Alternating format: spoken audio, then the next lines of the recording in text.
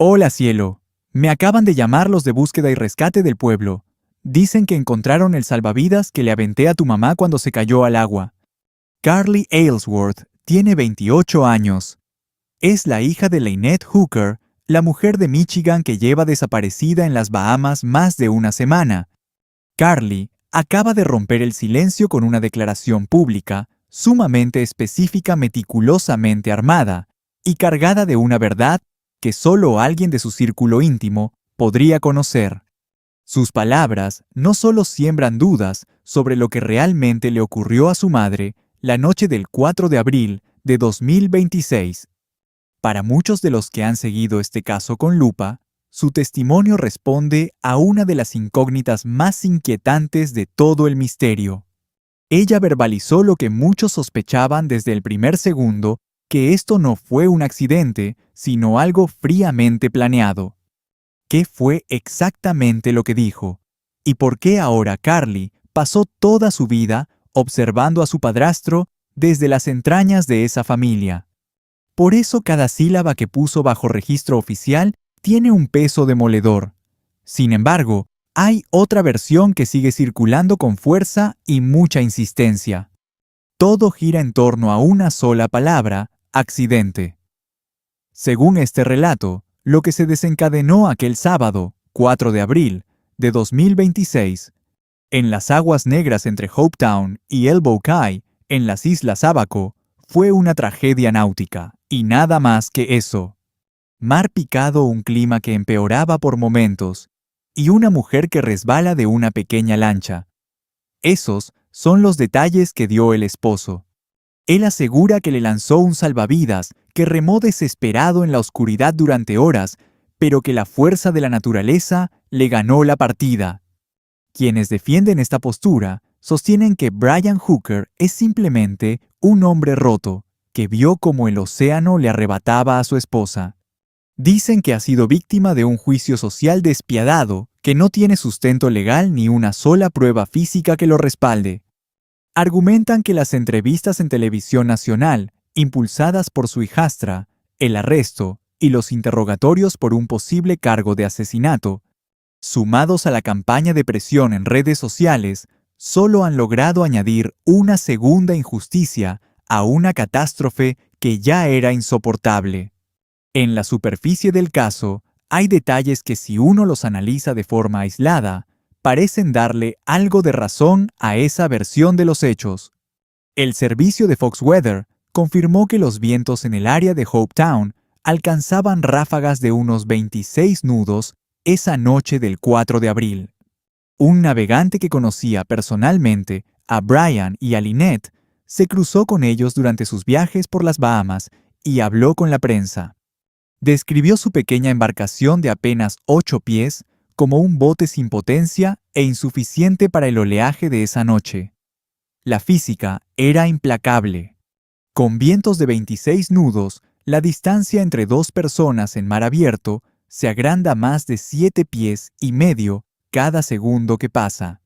El marinero fue tajante: ni siquiera un nadador olímpico habría podido cerrar esa brecha una vez que el viento y el agua los separaron. Dos personas de casi 60 años, olas de 1 metro, y el sol ya oculto en el horizonte. Se enfrentaban a un destino imposible. Las condiciones meteorológicas por sí solas ya cuentan una historia brutal. El 8 de abril, Brian decidió dar la cara públicamente en Facebook. Escribió que estaba destrozado por el reciente accidente en esos mares traicioneros y vientos fuertes que provocaron la caída de su amada Lynette. Relató que desde su pequeño bote, cerca de Elbow Cay, intentó alcanzarla desesperadamente, pero que las corrientes los empujaron en direcciones opuestas. Dijo que encontrarla seguía siendo su único objetivo. Su abogada Terrell Butler no se ha movido de esa misma posición en cada comunicado. Brian cooperó en cada etapa de la investigación. Aseguran que está deshecho por la desaparición de la mujer con la que estuvo casado 25 años. Él niega, de forma absoluta, categórica y sin un gramo de duda, cualquier responsabilidad criminal en lo que sucedió en esas aguas. Horas antes de que ella se esfumara, la pareja incluso había publicado una foto juntos en sus redes sociales directamente desde el agua. Era una imagen que para cualquiera que la viera sin contexto, mostraba a dos personas disfrutando de una tarde cualquiera en un barco. Llevaban años viviendo así. Pero aquí es precisamente donde la narrativa del accidente choca de frente contra los hechos documentados.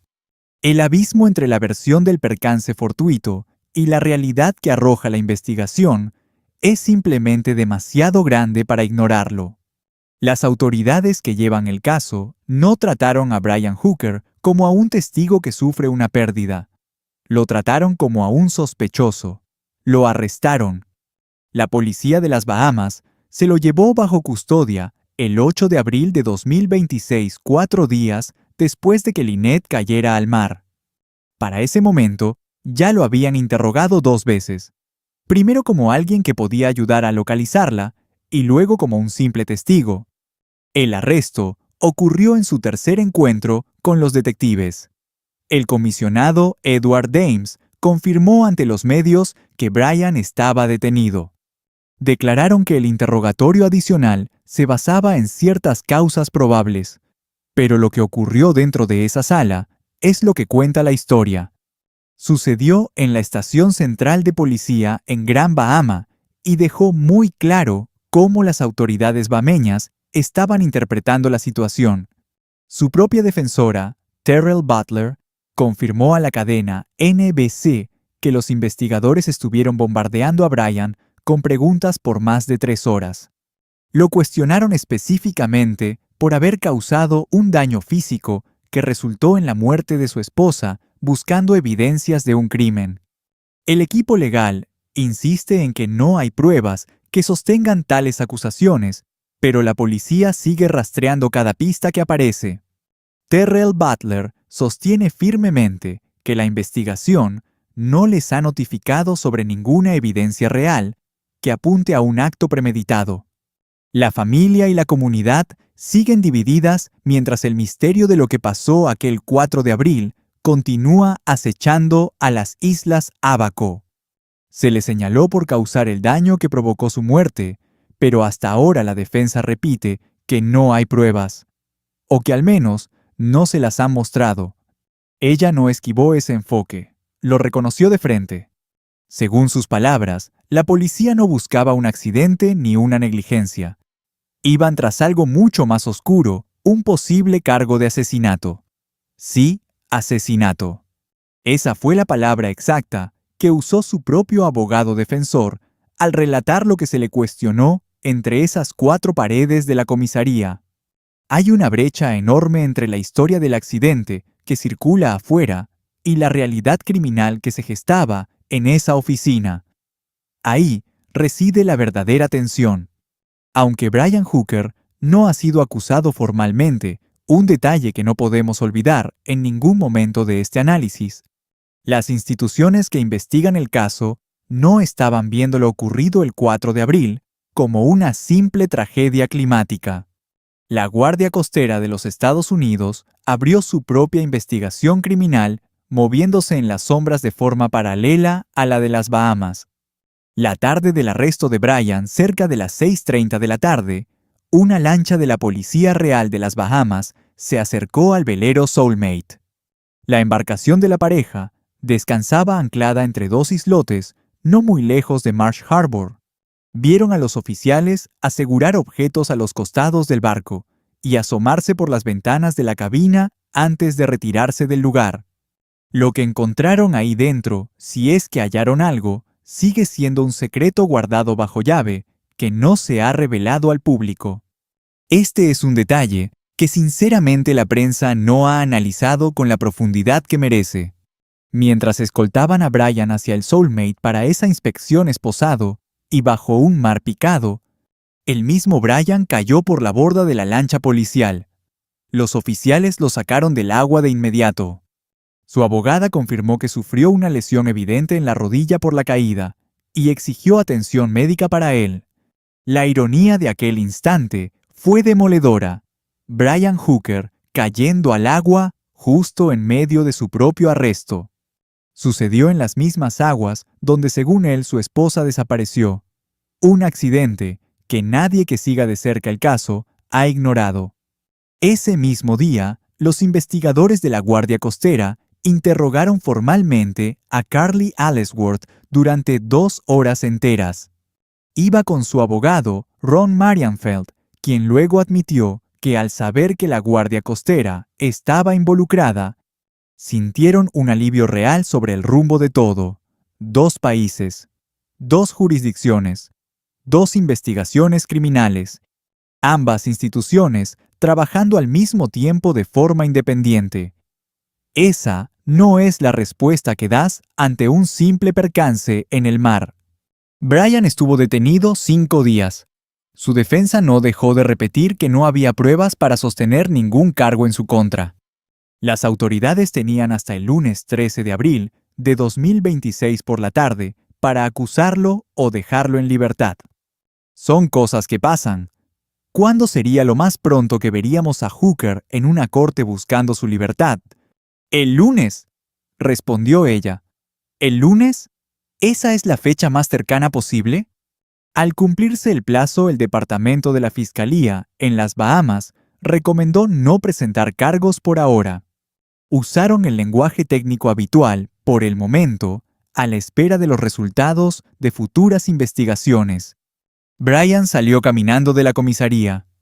No le dijo ni una sola palabra a los reporteros que lo esperaban.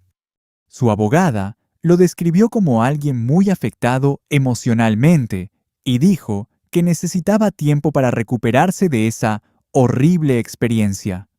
La comisionada Shanta Knowles confirmó que la decisión se tomó tras consultarlo directamente con los fiscales.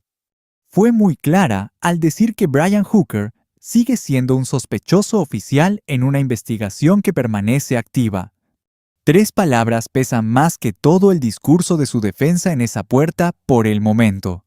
No es una exoneración, es el sistema legal comunicando precisamente que lo que tienen a mano todavía no es suficiente para cerrar el círculo. Significa que el esfuerzo por encontrar pruebas continúa. Brian Hooker es hoy un hombre libre, pero también un sospechoso señalado. Es sospechoso en una investigación criminal de doble jurisdicción, y ambas realidades conviven al mismo tiempo. Para entender realmente lo que Carly Allsworth está alegando, hay que saber quién era Lynette Hooker de verdad. Necesitamos el cuadro completo, no la versión de redes sociales. Lynette tenía 55 años y era de Olmsted, Michigan. Es un pueblo pequeño a unas 72 millas al suroeste de Detroit. Los Hooker vivían en una casa de ladrillo frente a Sand Lake, en pleno corazón de las colinas de Irish Hills. Su vecindario es descrito por Gary Butnick, un residente de años, como una comunidad extremadamente cerrada. Solo el 30% vive allí todo el año. Los demás son temporales como lo eran los Hooker antes de irse a vivir al agua. Sus antiguos vecinos recuerdan a Lynette simplemente como alguien increíblemente amable. Carly le dijo a los medios que su madre era su mayor apoyo. No era alguien imprudente, y desde luego no era una novata. Darlene Hamlet, su madre, confirmó a la prensa que su familia se crió literalmente rodeada de agua. Aseguró que Lynette pasó toda su vida entre lagos y barcos, navegando y nadando, como si fuera su entorno natural. Carly fue tajante al describirla como una mujer sumamente atlética. No era bajo ninguna circunstancia alguien que fuera a tropezar así como así, en un barco que conocía a la perfección tras años de navegación. Lynette y Brian compartieron sus vidas durante unos 25 años. Su aventura comenzó formalmente cuando adquirieron un velero en Rockport, Texas. Dedicaron cerca de un año entero a reacondicionar la embarcación antes de lanzarse al mar. En un video que subieron a su canal en enero de 2023 se puede ver ese proceso. En las grabaciones se escucha a Lynette detallando el estado en que encontraron el barco. Ella misma admitió que estaba un poco descuidado, con los acabados bastante ásperos. Las cubiertas necesitaban una reconstrucción total, pero ellos se sentían capaces de lograrlo. Un mensaje que aparece en ese video dice simplemente: "Las cubiertas están listas". Y todavía seguimos casados. A celebrar. Con esa alegría zarparon y se dispusieron a cruzar las aguas del Golfo de México. Su bitácora de viaje en los años siguientes registró paradas en la esclusa del Canal Industrial, el río Mississippi Nueva Orleans y las playas de Miami Beach. Pasaron por Cayo Hueso, el lago Michigan Fernandina Beach en Florida y finalmente atravesaron el Atlántico con rumbo a las Bahamas. Construyeron una marca en redes sociales bajo el nombre de Sailing Hookers, con presencia en YouTube, Facebook, TikTok e Instagram. Su embarcación, el Soulmate, siempre llevaba una bandera de los Detroit Lions. En su biografía de TikTok, se presentaban como una pareja casada que decidió navegar lejos de toda la basura. Esa frase elegida por ellos hoy tiene un peso distinto. Ver ese mensaje hoy expuesto públicamente después de todo lo ocurrido es un detalle que a muchas personas les resulta imposible de digerir de forma neutral. Lynette publicó su último video en TikTok apenas 2 días antes de que se le perdiera el rastro el 2 de abril de 2026. Y el 3 de abril, solo un día antes de que ella terminara en el agua, la pareja subió un nuevo video a su cuenta de YouTube. En dicho metraje aparece un texto en pantalla que lanza una pregunta directa. ¿A poco ustedes dos nunca se hartan el uno del otro? La respuesta, acompañada de imágenes de ambos bailando, fue: "Mi esposo y yo". Todo esto sucedía mientras sonaba Be My Lover, aquel éxito de la Bush de los años 90. Parecía una broma inofensiva, un chiste público sobre la convivencia matrimonial y lo que implica vivir encerrados en un barco tan pequeño. Ese fue el último contenido donde apareció Lynette antes de aquella noche del 4 de abril. Para la noche siguiente, ella ya había desaparecido. Entonces, quienes habían seguido sus videos durante años, los que vieron sus historias sobre tortugas marinas y esclusas, empezaron a observar con detenimiento. Analizaban aquel video del 3 de abril con una perspectiva totalmente diferente. La cruda realidad privada era algo que Lynette ya había dejado por escrito. Entre enero y febrero de 2024, unos 2 años antes de su desaparición, Lynette tomó la decisión de abandonar a Brian. Se refugió en casa de su madre en Florida y buscó desahogo con una amiga y colega navegante llamada Marne Stevenson. A través de una serie de mensajes privados que CBS News logró obtener tiempo después, ella confesó: "Estuvimos casados 21 años". Según sus propias palabras, el matrimonio solo resistió 6 semanas de navegación real. Le dijo a Marne que las cosas estaban mal. "No puedo estar allá afuera con él". Cuando Marne le preguntó si existía alguna posibilidad de reconciliación, Lynette fue rotunda: no iba a volver. Lo dijo con una claridad que no dejaba espacio a dudas. Sin embargo, apenas un mes después, regresó. Volvieron los emojis de corazones y los pulgares arriba. El contenido de navegación se reanudó y para el público nada parecía haber cambiado. Esa brecha entre lo que Lynette proyectaba en sus redes y lo que escribía en privado a su amiga de confianza no es una simple discrepancia. Es una contradicción profunda y fundamental, una que ahora está bajo el escrutinio de cada investigador que trabaja en este caso. Lo que otorga un valor adicional a los testimonios de los vecinos en Onstead es precisamente esa realidad privada que Lynette describía en secreto. El conflicto no pasaba desapercibido para quienes convivían con ellos en tierra firme. Jordan Plintz, de 29 años, dio testimonio de ello. Jordan vivía justo frente a los Hooker, en Onstead, y describió esa relación ante el Detroit News como un matrimonio sumamente turbulento. Había un historial de peleas que venía de largo. Ella comentó que se enteraba de lo que pasaba a través de la madre de Lynette, Darlene Hamlet. En aquel entonces, Darlene vivía con ellos. No me causó impacto cuando me enteré, afirmó Plins respecto a la desaparición. Las discusiones eran constantes y duraban mucho tiempo. La violencia era bastante grave. Es el relato de una vecina directa que no tiene ningún interés personal en el asunto. Ella describe la dinámica doméstica de ese matrimonio en términos que coinciden punto por punto con lo que Carly Ellsworth ha declarado oficialmente. Darlene Hamlet también ha sostenido esta versión en televisión nacional. Contamos con 3 fuentes independientes, Carly y Darlene Hamlet. A ella se suma una vecina que no tiene plataformas mediáticas ni nada que ganar todos, describiendo exactamente la misma realidad sombría. La propia Darlene Hamlet le dijo a los medios que Brian había abusado de su hija física y emocionalmente durante gran parte de su relación. Hablamos de abusos a lo largo de casi 25 años de matrimonio. Mencionó que hubo múltiples separaciones, la más reciente apenas 1 año y medio atrás.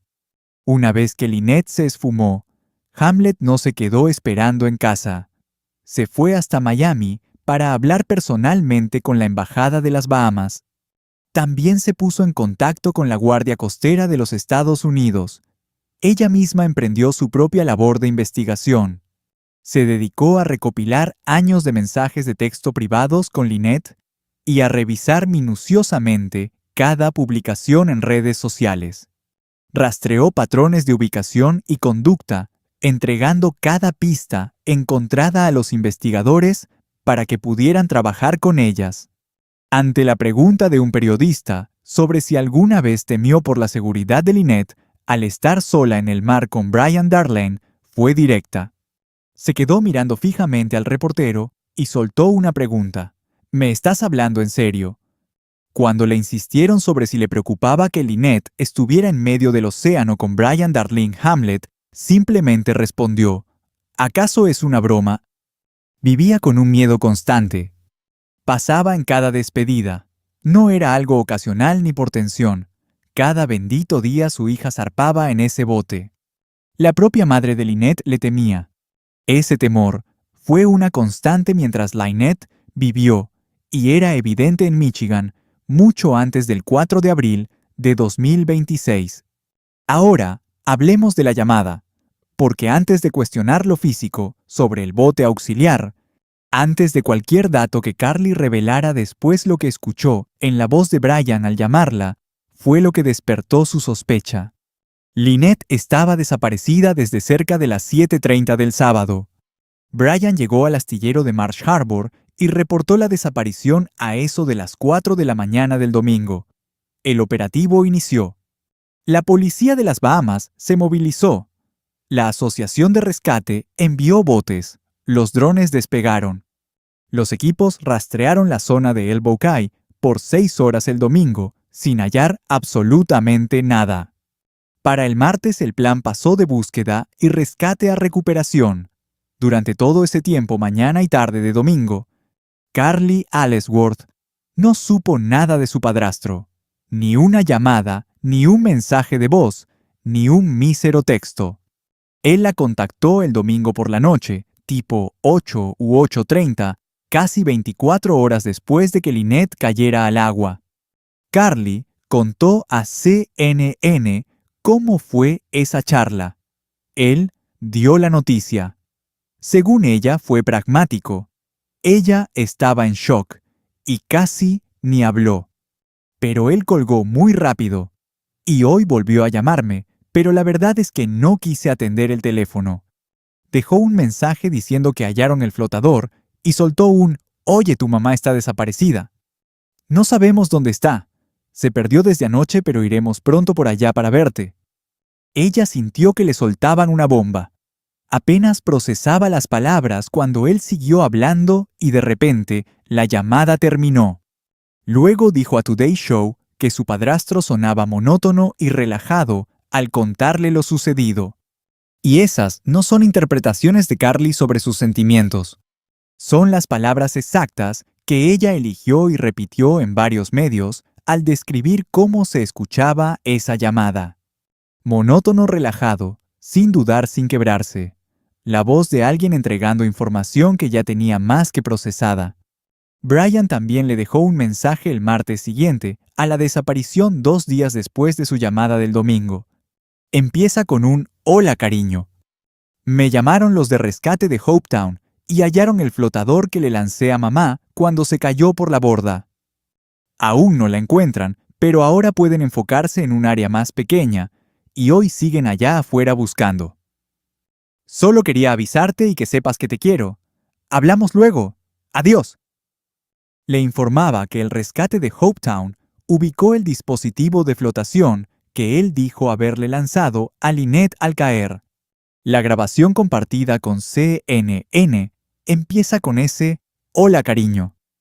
Me llamaron de rescate de Hopetown, encontraron el flotador que le arrojé a mamá cuando se fue al agua». Todavía no aparece, pero ya pueden concentrar los esfuerzos en un área menor. Ese mensaje, su tono y su estructura, la forma en que lo dice, es algo que Carly resalta junto a la llamada inicial como parte del perturbador patrón de conducta. La versión completa de Brian sobre esa noche está en manos de la policía y en una llamada a Marne y Blaine Stevenson. Esa grabación se subió a YouTube con NBC News, advirtiendo que no podía verificar si el audio fue editado. Según ese relato, él y Lynette estaban anclados en Umpats Bay, en Elbow Cay, cerca de Tahiti Beach. A las 7:30 del sábado, tomaron su bote de 8 pies desde el Abaco Inn de Hopetown hacia el Soulmate. Para marineros experimentados que vivían en su barco, este trayecto corto entre tierra y nave era algo totalmente rutinario. Él dice que el clima empeoró, que ella salió despedida del bote y que el viento soplaba a 20 millas por hora. Le lanzó un flotador y cree que ella intentó nadar hacia el Soulmate a unas 1000 yardas de distancia. Confirmó que ninguno traía chalecos salvavidas. El sol se puso apenas unos minutos después de que ella cayera al mar.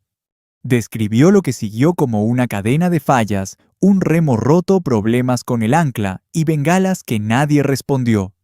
El bote auxiliar terminó encallando solo cerca de Marsh Harbor.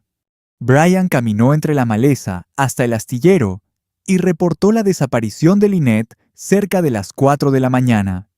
El detalle que más se ha debatido de toda esa versión fue la llave del interruptor. Es vital comprender exactamente qué es ese dispositivo, porque se encuentra en el epicentro de la discrepancia más profunda de este caso. Hablamos de la grieta absoluta entre el relato de Brian y la versión de Carly sobre cómo operaba la pareja en ese pequeño bote con motor fuera de borda. La llave del motor está unida a un cordón de seguridad, una especie de pulsera diseñada para llevarse en la muñeca de quien esté al mando. El mecanismo no tiene ciencia.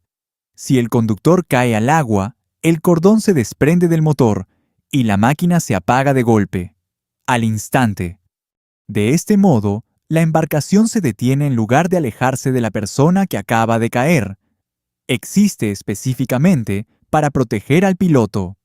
Este interruptor de emergencia no es un accesorio para los pasajeros.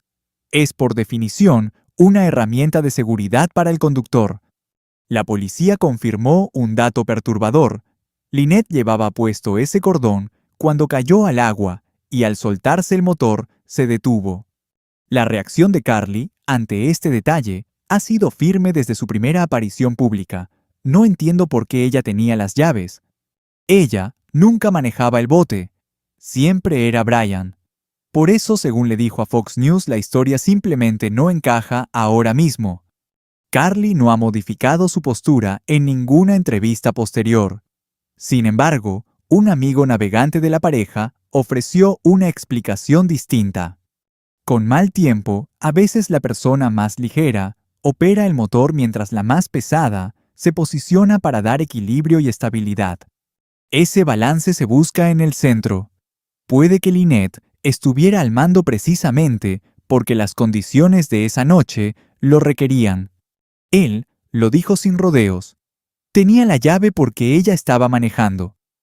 Es una posibilidad técnica que sobre el papel suena lógica. Pero esto no responde al reclamo puntual de Carly.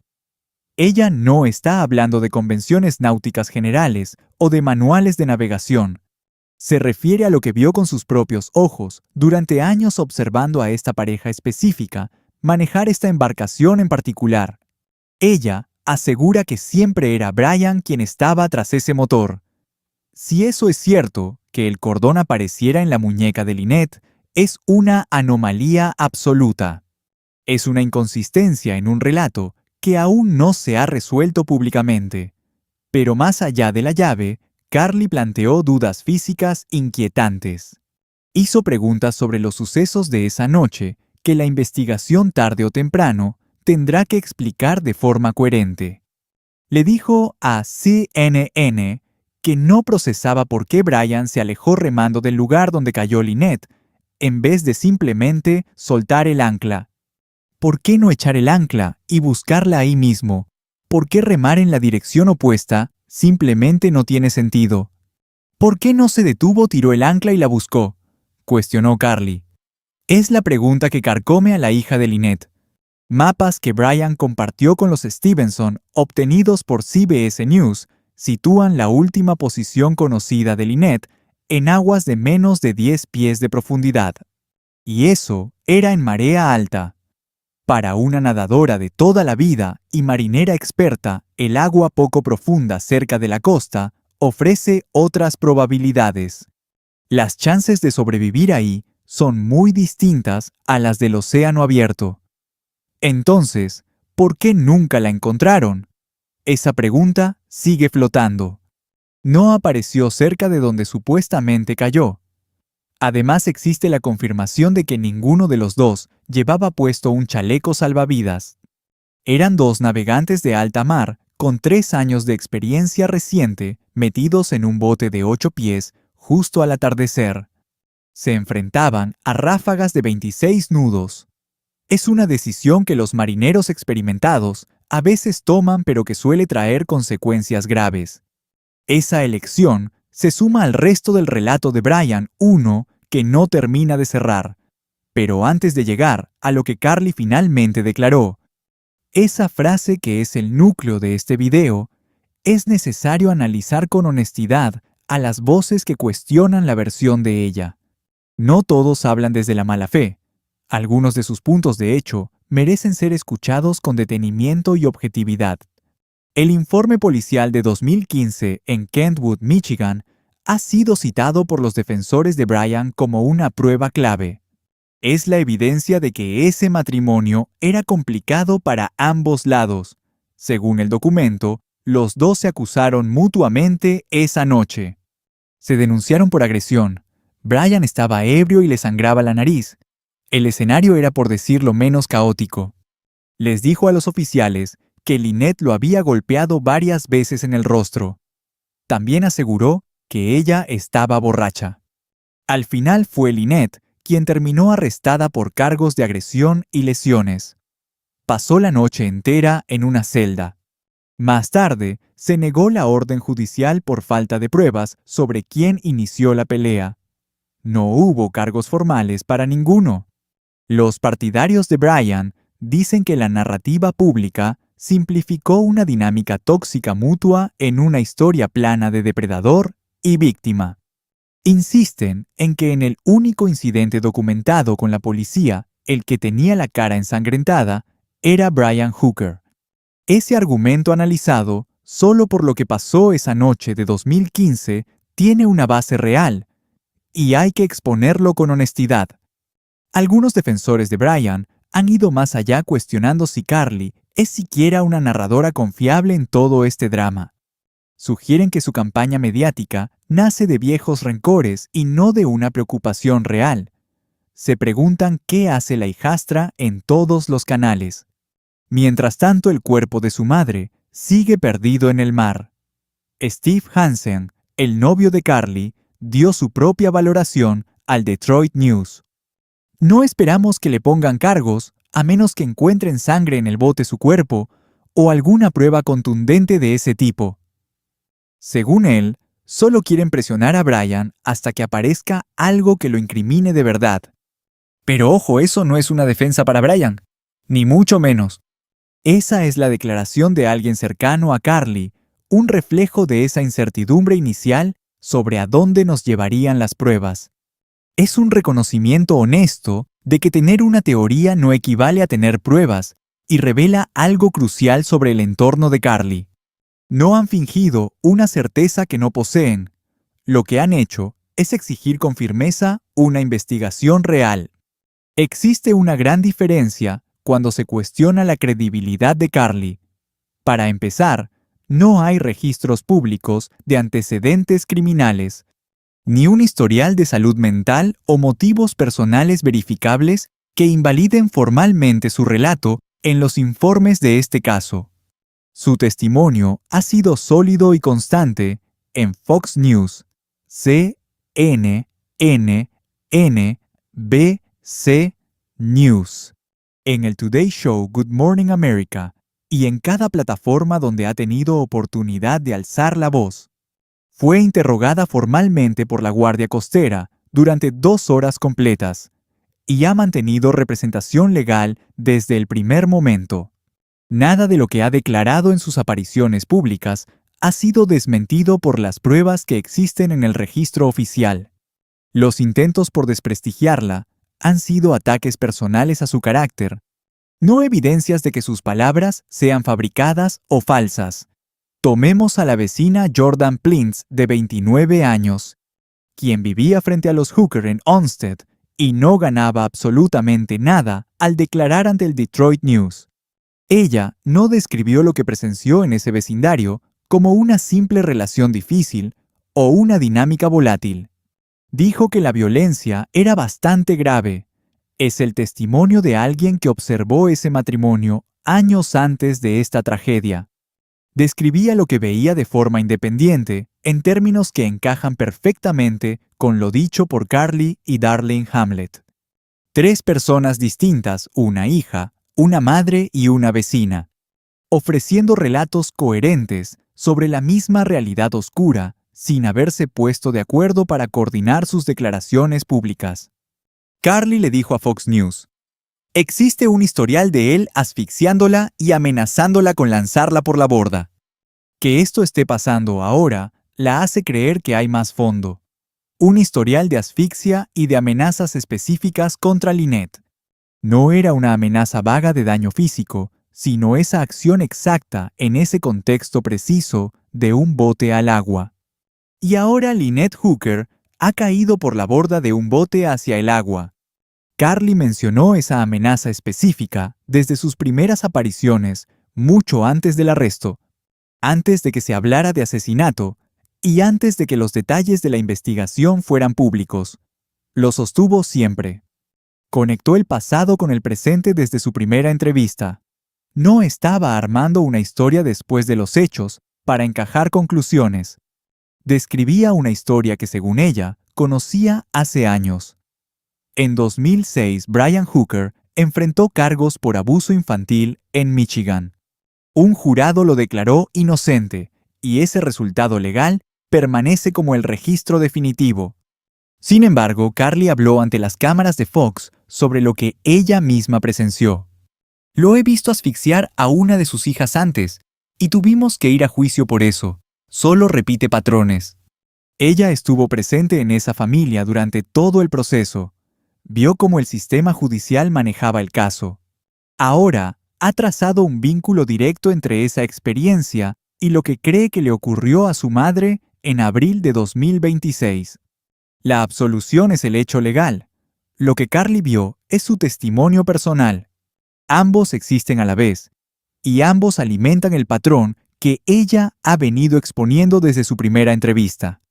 Tras cada detalle verificado, tras esa llamada, que llegó con casi 24 horas de retraso, en un tono que ella llamó monótono y relajado, tras la pregunta fundamental de quién solía manejar siempre ese bote y por qué el cordón del interruptor apareció en la muñeca de Lynette esa noche específica tras aquel juicio de 2006, tras el incidente de 2015 donde Brian terminó sangrando y Lynette esposada, según el reporte policial. Tras el mensaje privado, donde Lynette decía que no podía estar allí con él tras el testimonio de la vecina sobre la violencia.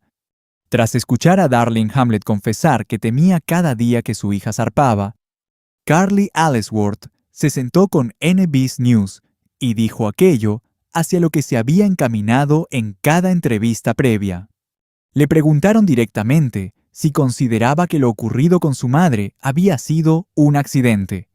Ella respondió: «Espero que haya sido solo un accidente extraño, pero me cuesta creerlo ahora mismo. Solo quiero saber la verdad». Y luego añadió: «Siento que esto fue probablemente planeado. No parece ser simplemente un accidente fortuito. Planeado. No una pelea que escaló en la oscuridad. No una imprudencia, ni una serie de fallos por el mal tiempo. Planeado. Una decisión tomada antes de que ese bote dejara la orilla la noche del 4 de abril de 2026. Esa es su acusación». Puso su nombre detrás de esas palabras y las lanzó ante un medio de comunicación nacional. Todo esto ya consta en el registro oficial del caso, y ella se encargó de conectarlo de inmediato con cada uno de los puntos que ya había señalado. Lo que vemos aquí es una repetición de patrones. Está el juicio de 2006 y ese historial turbio de supuestos estrangulamientos. Aparecen de nuevo las amenazas de arrojar a Lynette por la borda y esas separaciones constantes que definieron 25 años de matrimonio. Los textos privados. Un vecino que describe una violencia insoportable y una abuela que no pasaba un solo día sin sentir miedo. En la narrativa de Carly, estos no son incidentes aislados. Son puntos que forman una línea continua con una dirección muy clara. Y la noche del 4 de abril es el punto donde esa línea termina. Pero cuidado, la premeditación aún no se ha probado. Brian Hooker no ha sido procesado. Niega absolutamente todo. El engranaje legal todavía no ha llegado a una conclusión definitiva. Las pruebas físicas de ambas investigaciones siguen bajo llave lejos del ojo público. Y Lynette sigue sin aparecer. Lo que Carly Ellsworth logró fue incrustar una acusación formal con nombres y apellidos en el expediente permanente de esta investigación. Esa declaración les dice a los investigadores de ambas jurisdicciones hacia dónde cree la persona más cercana a la víctima que apunta la evidencia. No se puede ignorar. No se puede borrar. Está ahí para siempre y cambia drásticamente las reglas del juego. Cambia la forma en que cualquiera que analice este caso con honestidad debe enfrentarse al relato de Brian sobre lo que pasó esa noche. Mientras grabamos esto, nadie ha encontrado a Lynette Hooker. Brian está libre, es el principal sospechoso, y ha rechazado cada cargo en su contra. Tanto la Real Fuerza Policial de las Bahamas como la Guardia Costera de los Estados Unidos mantienen la investigación bajo máxima actividad. El caso sigue abierto. Una hija de 28 años que creció viendo todo desde adentro sigue alzando la voz en público. Su abuela sigue atando cabos por su cuenta. Sus vecinos siguen dándole declaraciones a los periodistas. Y la fiscalía fue tajante, dijeron: por ahora no. No dijeron nunca. Esas 3 palabras tienen fecha de vencimiento. Nadie sabe cuánto tiempo queda. ¿Qué piensan ustedes? ¿El hecho de que Carly use la palabra premeditado cambia su visión sobre Brian? ¿Hace que duden más de su versión de los hechos? ¿O creen que el incidente de 2015 cuenta una historia mucho más enredada? Quizás la falta de cargos hasta el momento sugiere algo más profundo. Pero hay una pregunta que sigue flotando sin respuesta clara. Si el cordón de seguridad está hecho para quien maneja la lancha, y Carly asegura que Brian siempre era quien la conducía, ¿cuál es la explicación lógica para que ese cordón estuviera en la muñeca de Lynette precisamente esa noche? No encaja. Dejen su opinión abajo en los comentarios. Suscríbanse. Por cómo se están moviendo las cosas, el próximo giro está cerca y deben estar aquí cuando ocurra.